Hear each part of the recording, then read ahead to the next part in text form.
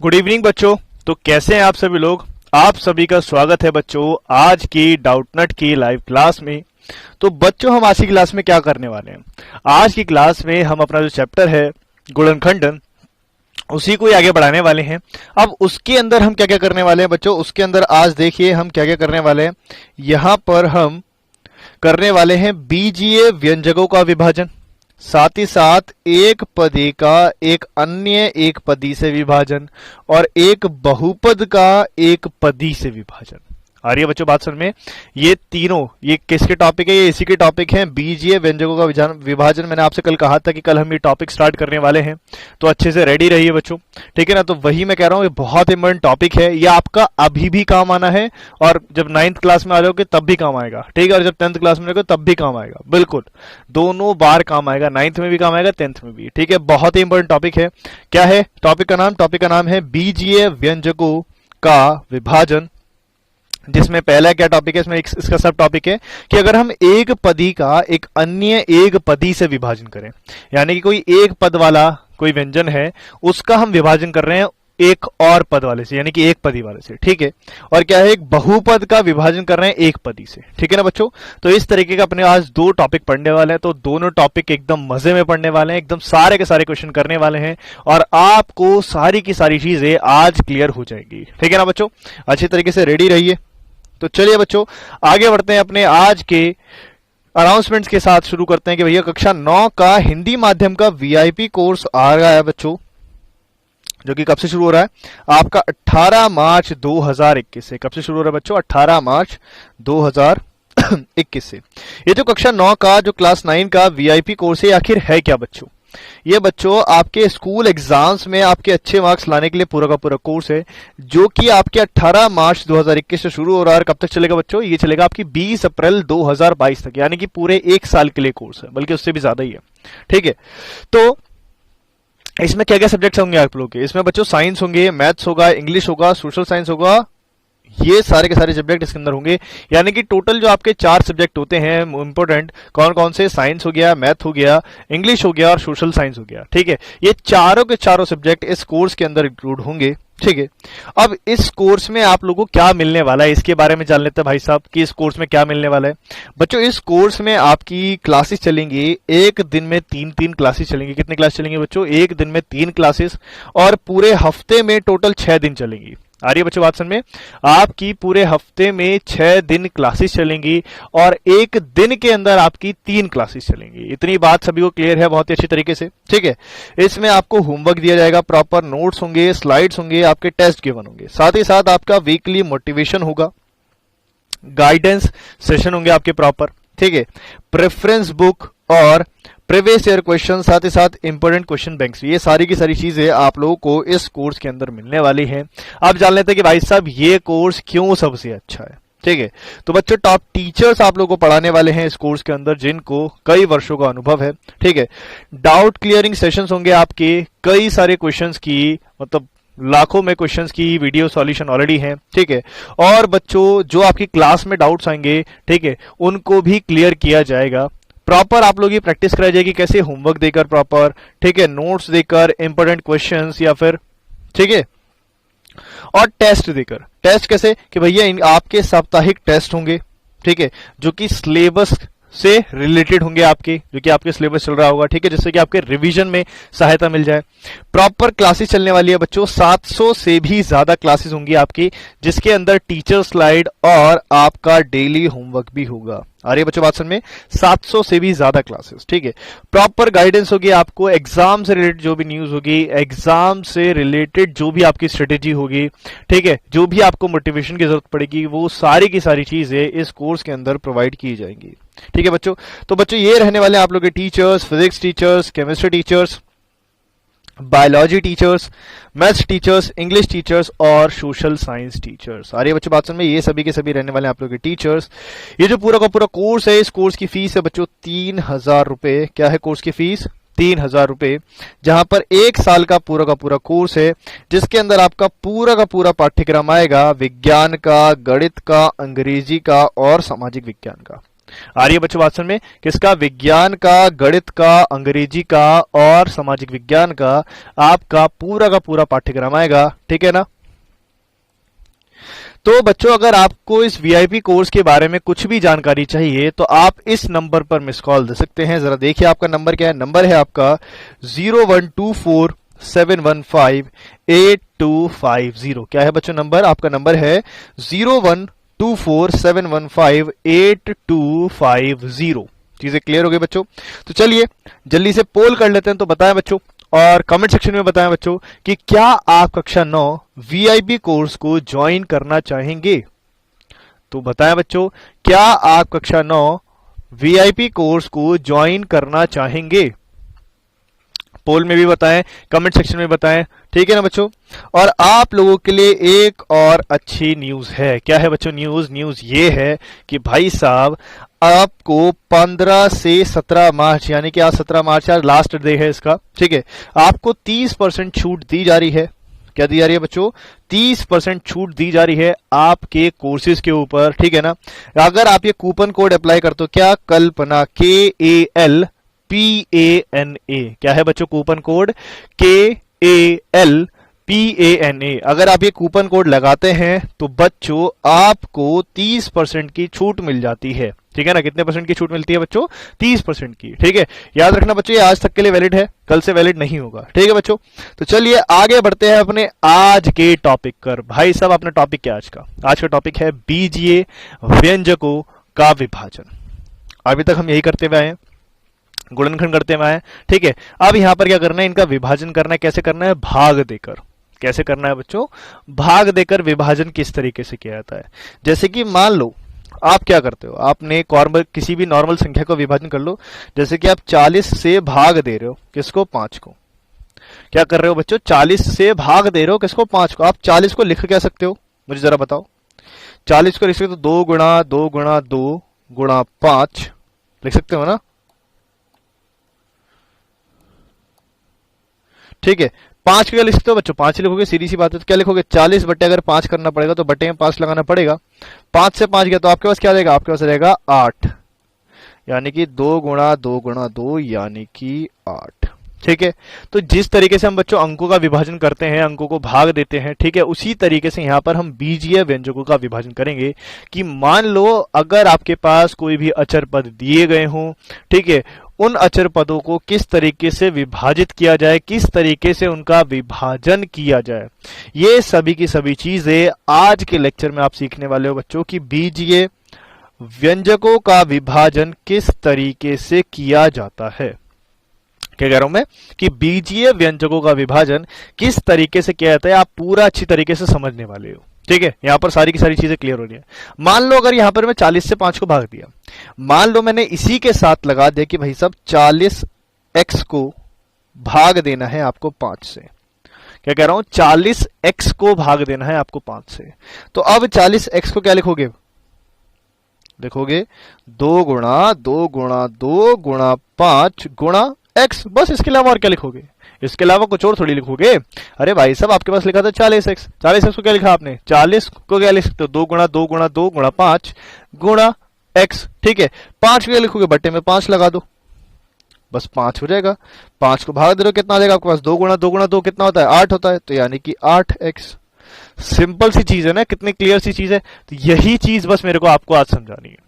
मैं कह रहा हूं यही चीज आज हम समझेंगे बहुत ही अच्छी तरीके से कि बीजीय व्यंजकों का विभाजन किस तरीके से हम करेंगे, ठीक है बच्चों? तो ये रहा आपका पहला। क्या कह रहा है भाई साहब? एक पदी का एक अन्य एक पदी से विभाजन। कहने का मतलब क्या है? कि ऐसा कोई भी बीजीय व्यंजक जिसके अंदर सिर्फ और सिर्फ एक पद हो। क्या कह रहा हूं मैं? जिसके अंदर क्या हो? सिर्फ और सिर्फ एक पद हो, और उसी एक पदी व्यंजक का आप विभाजन कर रहे हो किससे? एक पद से। चीजें यहां पर क्लियर है अच्छी तरीके से। क्या कह रहा हूं मैं? एक पदी व्यंजक का विभाजन कर रहे हो किससे? एक पद से। चीजें यहां पर अच्छी तरीके से क्लियर है। तो एक पदी का एक अन्य एक पदी से विभाजन किया जा रहा है। इसमें कोई दिक्कत किसी को?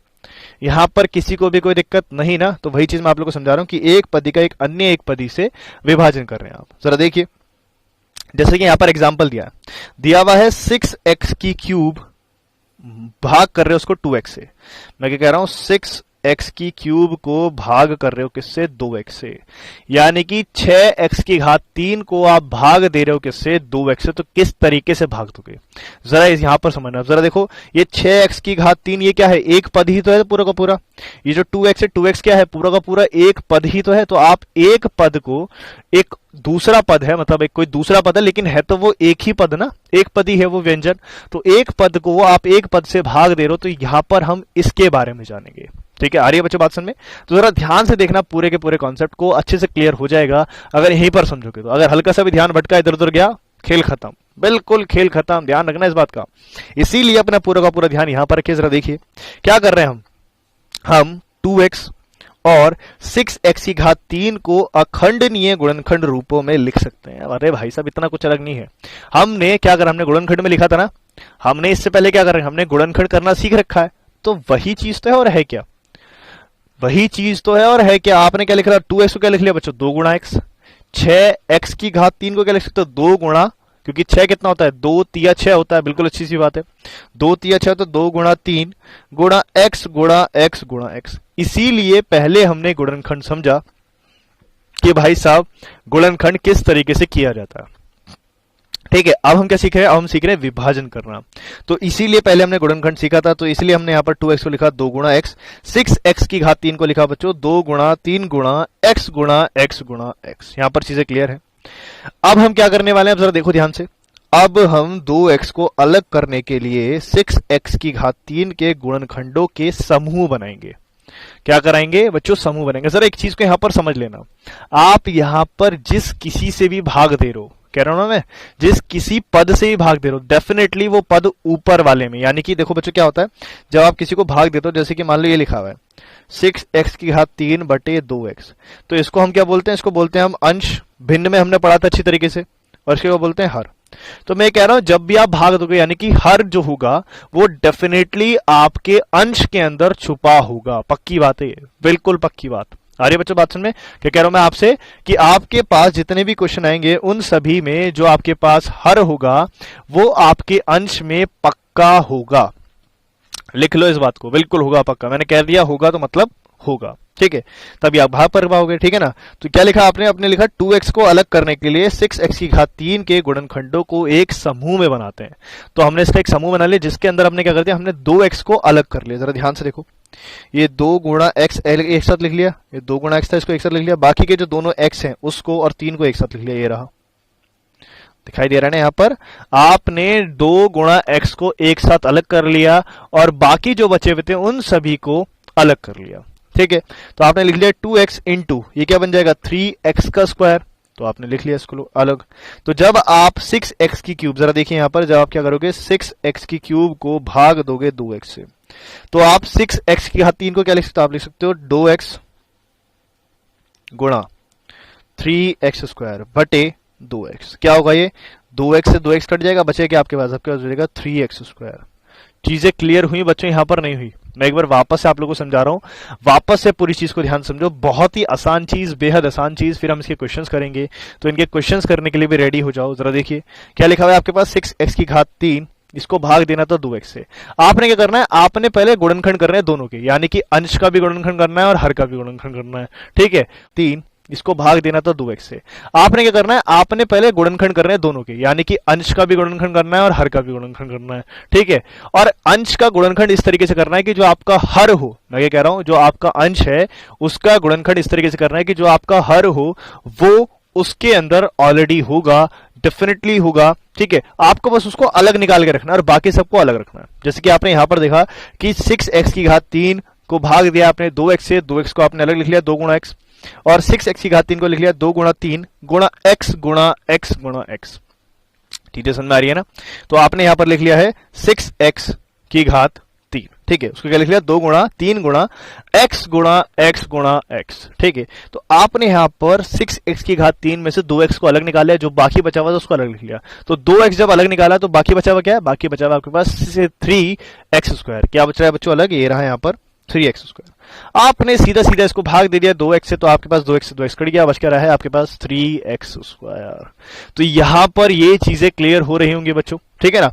अभी यहां पर क्लियर नहीं तो कोई दिक्कत नहीं, अगर किसी बच्चे की यहां पर भी कोई बातें क्लियर नहीं हुई हैं तो कोई दिक्कत नहीं है, अभी हम क्वेश्चन करेंगे, क्वेश्चन करते करते सारी की सारी बातें क्लियर हो जाएंगी। तो चलिए स्टार्ट करते हैं हम अपना पहला क्वेश्चन। पहला क्वेश्चन क्या कहता है भाई साहब, पहला क्वेश्चन कहता है कि निम्नलिखित का विभाजन कीजिए।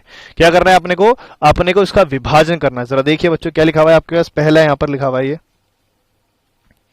लिखा है माइनस के 20x की घात 4, ठीक है, और इसको भाग किससे देना है 10x स्क्वायर। तो पहले क्या करो, पहले इसके फैक्टर निकालो, जितने भी इसके फैक्टर हो सकते। तो माइनस को तो अभी भूल जाओ, जरा साइड में रखो, मैं सिर्फ 20x की घात 4 के फैक्टर निकाल रहा हूं। 20 का क्या हो सकता है बच्चों, देखो मैं बता रहा हूं, मैंने आपको पहले ही बताया कि अगर आपको बाई चांस फैक्टर निकालना, गुणनखंड करने में दिक्कत हो रही है तो आप वैसे कर सकते हो जैसे हमने अभाज्य गुणनखंड निकाले थे। याद करो जब मैं वर्ग और वर्गमूल पढ़ा रहा था तो वहां पर मैंने आपको अभाज्य गुणनखंड निकालने सिखाए थे, तो आप वैसे निकाल सकते हो, कोई दिक्कत नहीं। तो आप 20 के चलो वैसे निकाल लो,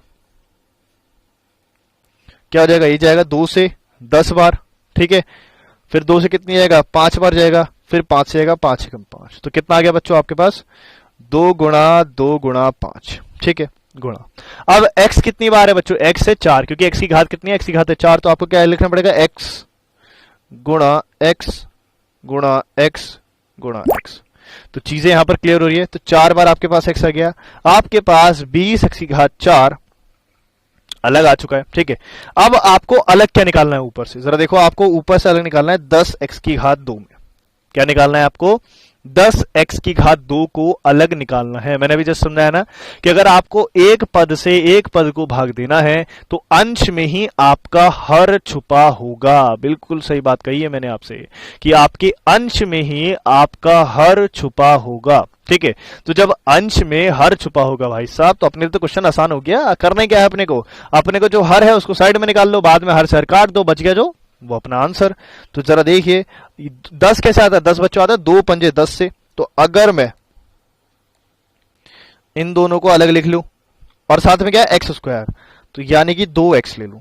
अगर मैं इस पूरे को अलग लिख लेता हूं, क्या लिख लेता हूं, इस पूरे को अलग, कितना 2 पंजे 10 और 10 गुणा x यानी कि 10x स्क्वायर। यहां तक बात समझ में आएगी सभी को, क्या हो जाएगी बच्चों आपकी 10x स्क्वायर। तो बस जरा देखिए, मैं इसको अलग लिख लेता हूं बस, और कुछ नहीं कर रहा हूं मैं, यहां पर लिख रहा हूं 20x की घात 4, ये लिख रहा हूं 10x स्क्वायर गुणा, बाकी क्या बच रहा है, बाकी बच रहा है कि 2 बच रहा है, 2 गुणा ये x गुणा x बच रहा है यानी कि x स्क्वायर, तो इसको लिख लेते हैं 2 गुणा x, ठीक है बच्चों। तो आपके पास आ गया, आप जरा भाग दे दो इसको, ठीक है। अतः माइनस 20x की घात 4 को जब आप भाग देंगे 10x स्क्वायर से, क्या लिखोगे माइनस, अब देखो माइनस लगा दिया, बस माइनस है तो बाहर माइनस लगा दे, कोई फर्क तो पड़ेगा नहीं। 10x स्क्वायर गुणा कितना हो जाएगा ये 2x स्क्वायर, क्योंकि x गुणा x कितना हो जाएगा x स्क्वायर बटे 10x स्क्वायर। तो बच्चों कुछ नहीं करना है, आपने 10x स्क्वायर से 10x स्क्वायर भाग देना है। बच क्या रहा है, बच रहा है आपके पास यहां पर माइनस तो बच रहा है, और क्या बच रहा है 2x स्क्वायर, माइनस का 2x स्क्वायर, क्या बच रहा है बच्चों माइनस का 2x स्क्वायर। इसमें कोई दिक्कत किसी को, तो आपके पास आ गया यहां पर, अगर माइनस 20x की घात 4 को 10x स्क्वायर से आप भाग दोगे, 10x की घात 2 से भाग दोगे, तो क्या बचेगा आपके पास माइनस का 2 गुणा x स्क्वायर। यहां तक कोई दिक्कत, मुझे बताया बच्चों यहां तक कोई दिक्कत, डेफिनेटली किसी को भी यहां तक कोई दिक्कत नहीं होगी। जरा ये वाला प्रश्न ले लेते हैं, जरा देखो मैं नेक्स्ट लिख रहा हूं यहां पर, क्या है आपके सामने प्रश्न है भाई 7x square y square z square, इसको भाग देना है 14 x y z से, ठीक है ना बच्चों, किससे भाग देना है 14 x y z से, ठीक है। तो चलिए निकालते हैं, जरा देखिए, अगर मैं लिख रहा हूं 7x square y square z square, क्या लिखूंगा 7 का तो 7 ही लिखूंगा, 7 गुणा x स्क्वायर का लिखूंगा बच्चों x गुणा x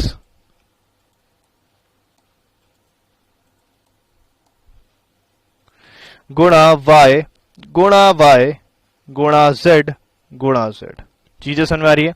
क्या लिखा बच्चों आपने? 7x² Y square Z square लिखा। 7 गुणा x गुणा वाई गुणा जेड। चीजें क्लियर है? अब जरा देखो, क्या ऊपर कहीं पे भी 14 बन रहा है? लेकिन एक्स वाई जेड तो बन रहा है, कोई दिक्कत नहीं है, लेकिन 14 नहीं बन रहा है। ठीक है, तो जरा देखो 14 बनाने की जरूरत भी नहीं है। ऐसा नहीं है कि भाई 2 से गुणा करो 2 से भाग दो, मैं कह ही नहीं रहा इसमें, क्योंकि इसमें कंफ्यूजन ज्यादा होती है बच्चों को। ठीक है, आप क्या करो, इसको और निकाल लो। जरा देखो क्या कर दो बच्चों, आप यहां पर देखो जरा 14x वाई जेड को देखो, क्या लिखोगे?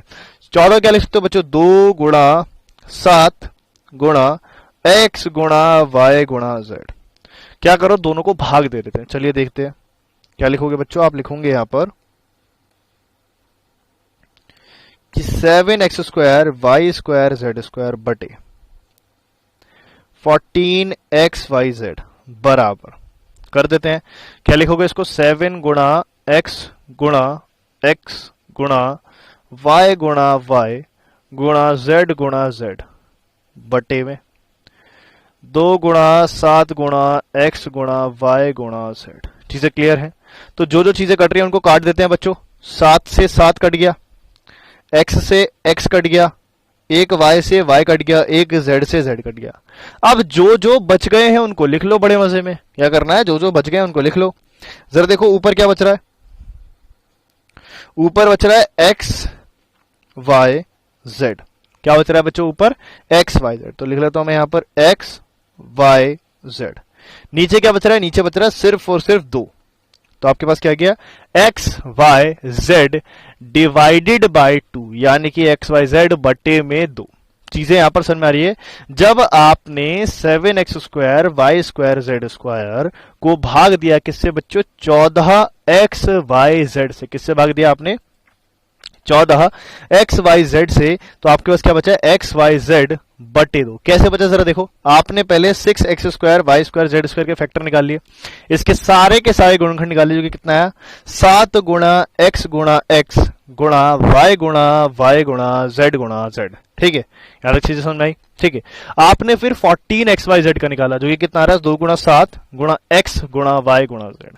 आपने दोनों को भाग दे दिया भाई साहब, जो जो कट रहे हैं उनको काट दिया। ठीक है, 7 से 7 गया, x से x गया, y से y गया, z से z गया। जो बच रहा था वो आपने लिख लिया। ऊपर क्या बच रहा है? ऊपर बच रहा है x y z, लिख लिया। नीचे क्या बच रहा है? नीचे बच रहा है 2। तो ये दोनों की दोनों चीजें यहां से अच्छे तरीके से क्लियर हैं बच्चों, इसमें किसी को कोई दिक्कत नहीं होगी। ठीक है ना बच्चों? जरा देखिए आगे नेक्स्ट क्वेश्चन क्या कहता है भाई साहब? ये कहता है आपसे कि बताइए 28x की घात 4 को भाग देना है 56x से। तो पहले वही 28x की घात 4 के क्या निकालो? फैक्टर निकालो। ठीक है, गुणनखंड निकालो। ठीक है, तो 28 को क्या लिखो बच्चों? देखो, अब देखो मैं वही बता रहा हूं ना, अगर आपको दिक्कतें हो रही हैं तो आप आराम से करो, इसको निकालो भाई, इसके गुणनखंड निकालो। आवाज गुणनखंड किससे आएगा? 2 से। 2 एकम 2, 2 चौका 8, 2 सत्ते 14। अब किससे आएगा? 7 से आएगा। तो यानी कितना आएगा? 2 गुणा 7। अब x कितनी बार? x बच्चों 4 बार है, तो लिख लो x गुणा x। चीजें क्लियर है? यहां पर किसी को दिक्कत नहीं होगी। बात आते हैं यहां पर 56x की। क्या बात करते हैं बच्चों यहां पर? 56x की। जरा देखिए, अगर मैं यहां पर 56x से, ठीक है, 56 से जरा देखो क्या हो जाएगा? 2 दूनी 4, 2 अट्ठे 16। मैं क्या कह रहा हूं? 2 दूनी 4, 2 अट्ठे 16, 2 एकम 2, 2 चौका 8, 2 सत्ते 14 और 7 से आएगा एक बार। चीजें यहां पर क्लियर हैं बच्चों? मैं क्या कह रहा हूं? इसमें सभी को दिक्कत हो गई? दिक्कत नहीं हुई होगी। ठीक है, 2 से आपने 56 को भाग दिया, 2 दूनी 4, 2 अट्ठे 16, 2 एकम 2, 2 चौका 8 और 2 सत्ते 14, 7 से 7 गया एक बार। तो बच्चों आप लोग के पास कितना है? आप लोग के पास आ गया 2 गुणा 7 गुणा x। चीजें यहां पर सभी को क्लियर है? 56x बराबर क्या हो गया? 56x बराबर हो गया 2 गुणा 2 गुणा 7 गुणा x। तो यहां पर हर एक को चीजें क्लियर हो रही हैं बच्चों। ठीक है ना? यहां पर सभी को क्लियर हो रही है ना बातें? आपने फैक्टर निकालना है, पहले फैक्टर निकालकर चेक कर लो आराम से, कोई दिक्कत नहीं है। ठीक है, अब जरा देखो भाग दे दो। क्या कह रहा है, ये कह रहा है 28x की घात 4 बटे भाग दे दो 56x से। जब भाग दोगे कितना आ जाएगा जरा देखो, 2 गुणा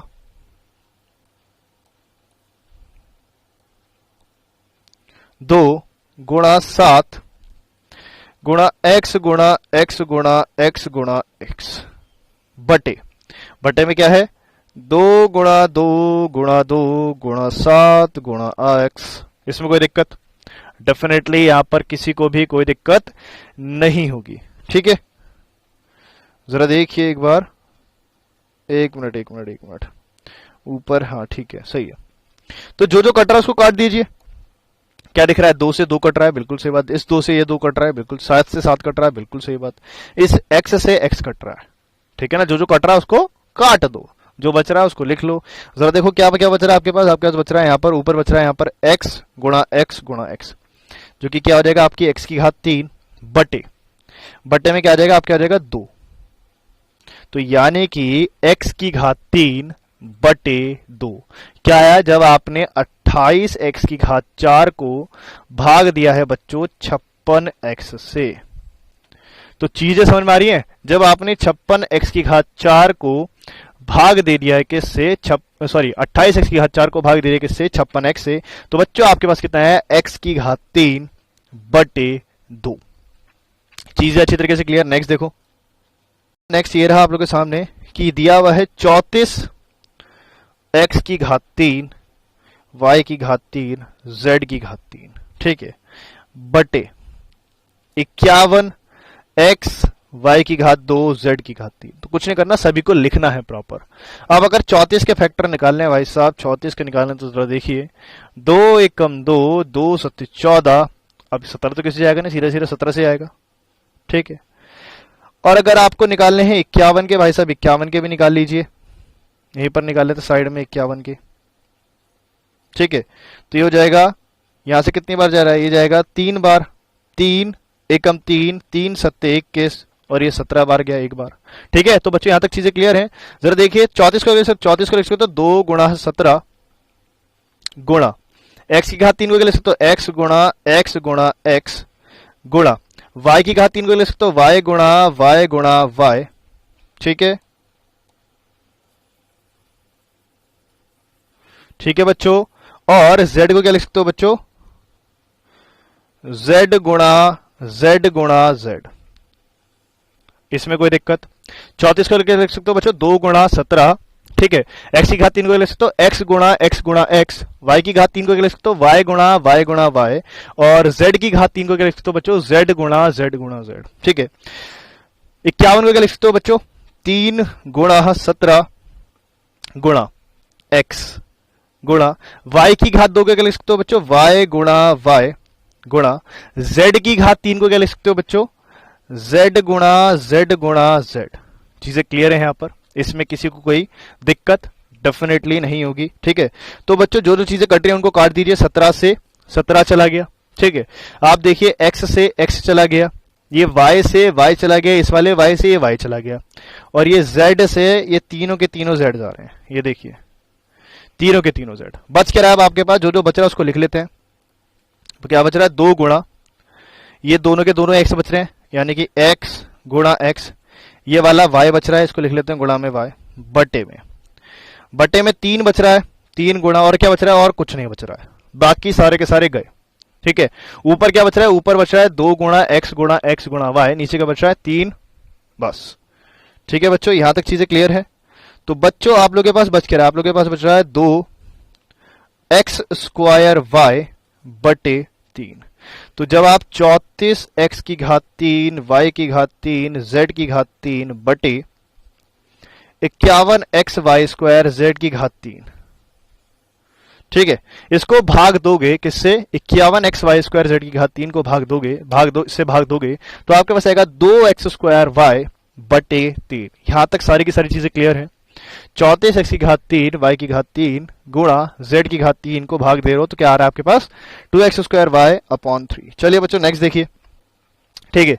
ये नेक्स्ट देखिए बच्चों क्या कह रहा है, ये आपसे कह रहा है 12 a की घात 8 और b की घात 8 बटे, किसको भाग दे रहे हो, माइनस के 6 a की घात 6 और b की घात 4। चीजें समझ में आ रही है?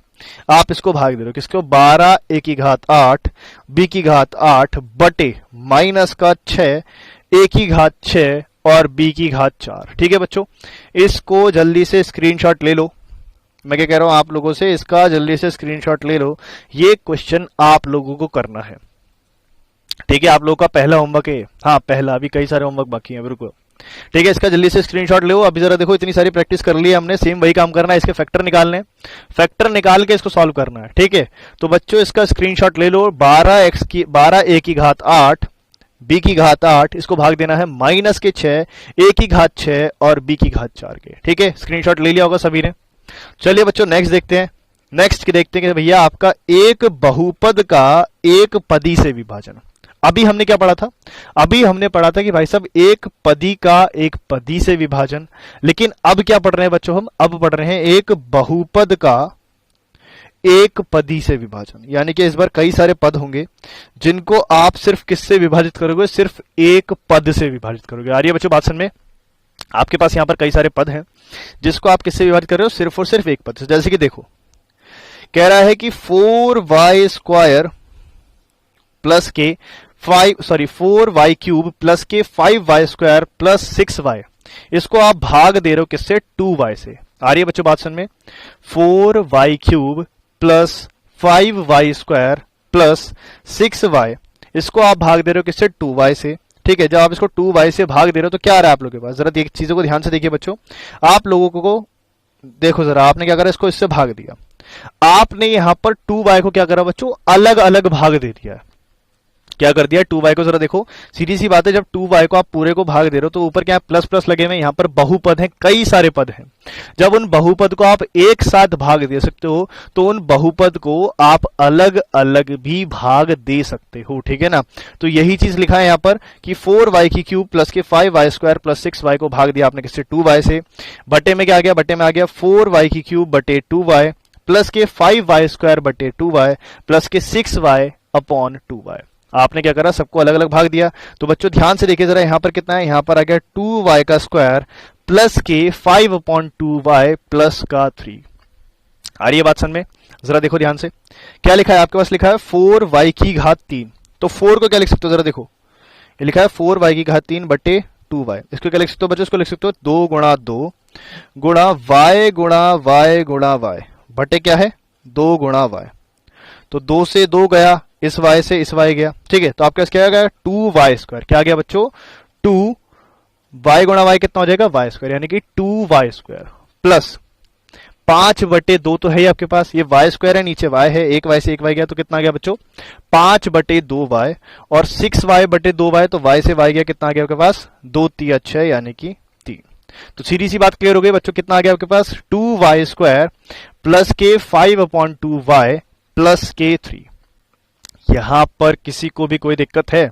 तो इसी तरीके से आपको बहुपद का विभाजन करना है, किससे, एक पद से। ठीक है, कई सारे पदों का विभाजन करना है किससे बच्चों, एक पद से। जरा देख लेते हैं, इसका एक आधा क्वेश्चन कर लेते हैं, जरा चीजें समझ में आ जाएंगी।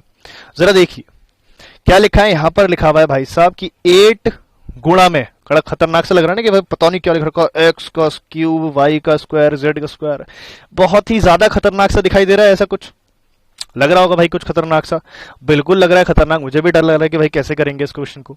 तो जरा देखते हैं, ट्राई कर लेते हैं, जैसे अभी तक करते आ रहे हैं वैसे वैसे ट्राई मारते हैं, होता है तो ठीक, नहीं होता तो ठीक है, कोई दिक्कत नहीं है भाई साहब। क्या लिखा हुआ है, 8 x की घात 3 y स्क्वायर, को जरा इसको सही से लिखते हैं, y square z square plus का x स्क्वायर y की घात 3 z स्क्वायर प्लस का x square y square z की घात 3। इसको भाग किससे दे रहे हो बच्चों, इसको भाग दे रहे हो आप 4x square y square z square. ठीक है, अब जरा देखना, मैं सभी को अलग अलग लिख रहा हूं और सभी को भाग दे रहा हूं। क्या लिख रहा हूं, 8x की घात 3 y का स्क्वायर z का स्क्वायर, और क्या कर रहा हूं, अलग अलग भाग दे रहा हूं बच्चों में तो 4 है ना, 4 x square y square z square, जो मतलब हर है, मैं सबका अलग अलग करते जा रहा हूं। क्या हो जाएगा ये बच्चों, 4x square y square z square plus का, और साथ ही साथ 8 की मैं अंदर गुणा करते रहा हूं। 8 की एक बार इसमें गुणा होगी, फिर 8 की इसमें गुणा होगी, और फिर इस वाले 8 की इसमें गुणा होगी। चीजें क्लियर हो रही है?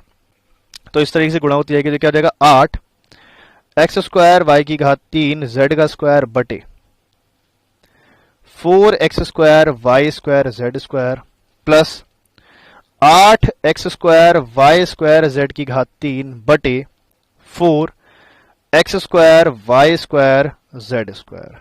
यहां तक किसी को कोई दिक्कत? सिंपल सी चीजें लिखी हैं बच्चों मैंने क्या करा है, भाग दिया है 4 X square Y square Z से, और सभी को अलग अलग भाग दे दिया है।